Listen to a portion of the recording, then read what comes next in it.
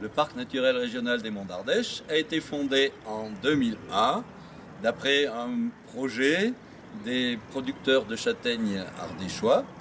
Il couvre aujourd'hui 228 000 hectares et compte 145 communes adhérentes, dont une dizaine en Haute-Loire et 2 villes-portes, Privas et Aubenas.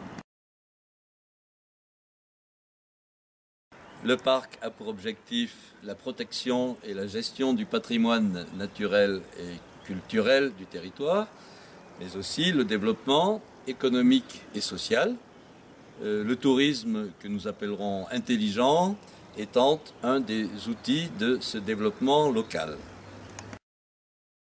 Depuis février 2012, le Parc naturel régional des Monts d'Ardèche travaille sur une candidature Géoparc Patrimoine géologique mondial. Pourquoi cette candidature? C'est une conséquence directe de la procédure de classement de la grotte Chauvet à l'UNESCO. En Ardèche méridionale, on a un patrimoine extraordinaire lié à l'histoire de l'humanité. Et bien, sur le territoire de Pente, on a également un patrimoine extraordinaire lié à l'histoire de la Terre depuis 550 millions d'années.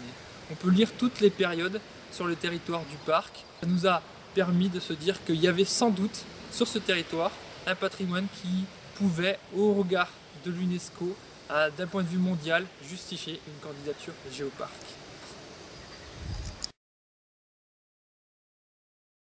Pour obtenir ce label au patrimoine géologique mondial, il faut justifier d'un caractère exceptionnel du territoire. Et ce caractère exceptionnel, on l'a mesuré, on le prouve en déterminant un certain nombre de sites géologiques extraordinaires. C'est ce qu'on appelle des géosites.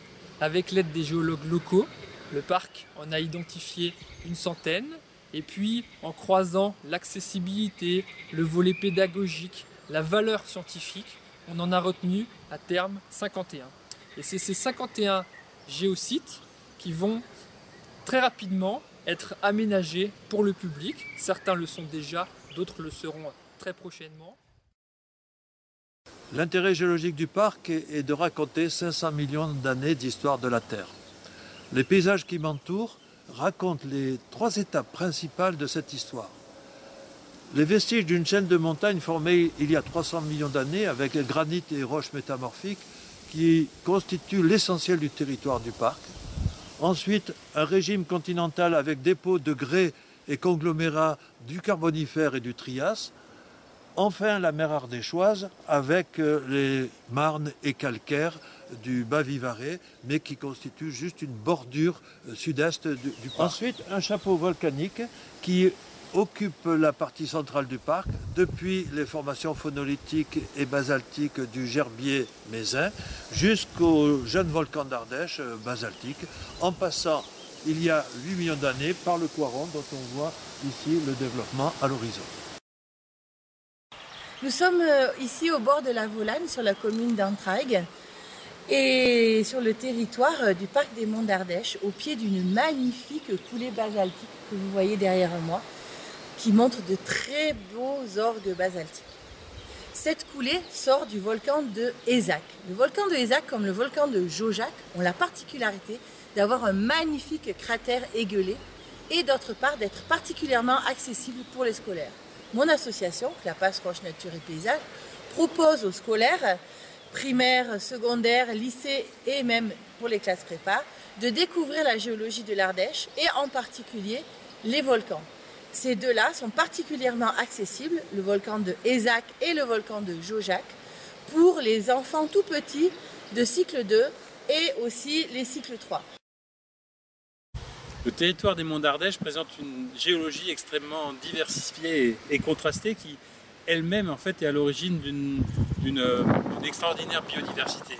Alors à ce titre, on peut parler par exemple de la biodiversité cultivée et notamment de la production emblématique des Monts d'Ardèche, donc la châtaigne classée en AOP, qui regroupe 65 variétés, qui ici s'exprime sur des sols qui sont d'un point de vue agronomique réputés comme étant très pauvres. Et en fait on se rend compte que les hommes des Monts d'Ardèche, les habitants des Monts d'Ardèche ont réussi à faire de ce qui pouvait être vu comme une contrainte géologique, un véritable atout pour le territoire.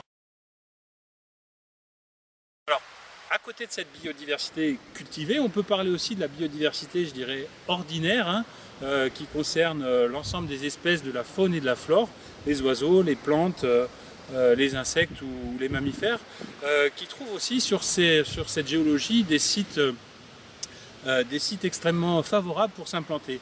On peut citer par exemple les rapaces, hein, l'aigle royal ou le faucon pèlerin, qui vont trouver sur les corniches, sur les falaises, sur différents substrats, que ce soit granitiques, que ce soit volcaniques, des sites de nidification tout à fait adaptés à ces espèces et à leurs besoins. C'est ce qui fait aussi la richesse du patrimoine naturel des Monts d'Ardèche.